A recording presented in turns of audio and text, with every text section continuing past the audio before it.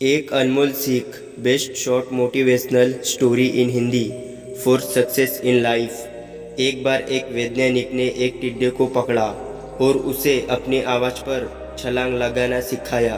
वैज्ञानिक टिड्डे से कहता, कूदो टिड्डा। उसके आवाज़ सुनते ही जोर से छलांग लगा देता।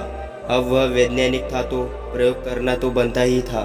उन्होंने टिड्डे की छलांग पर प्रयोग किया।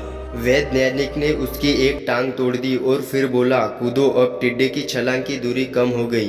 वैज्ञानिक ने उसकी दूसरी टांग तोड़ दी और फिर बोला, कूदो। टिड्डे की छलांग और कम हो गई। अब तोड़ी गई उसकी तीसरी टांग, फिर छलांग की दूरी और कम हो गई। एक एक करके बेचारे टिड्डे की सारी टांगें तोड़ दी गई। अब आखिरी टांग टूटने पर अब उससे कहा गया, कूदो, तो वह हिल भी नहीं पाया।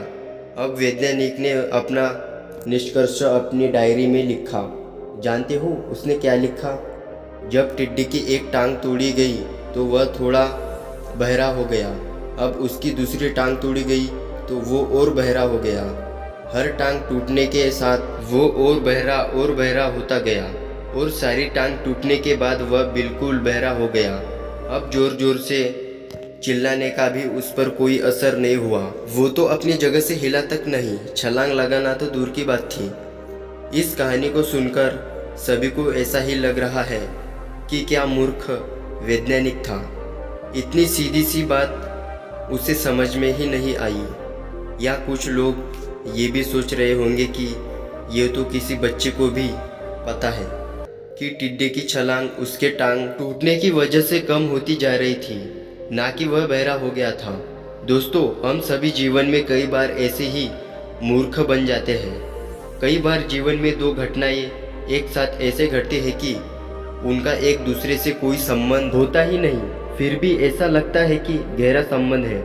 कभी भी दिखता कुछ और है लेकिन समझ कुछ और आता है, और वास्तव में होता कुछ और है। इसीलिए अगर पछताना नहीं है तो जीवन में जल्दबाजी में कोई भी निर्णय ना ले। हमेशा समझबूझ का इस्तेमाल करें, सावधानी बरतें, नतीजे सोच विचार कर ही निकालें। दोस्तों, मोटिवेशनल की आग पर ये छोटे छोटे कहानियाँ और सीख कैसे लग रही है, कमेंट करके ज़रूर बताएं।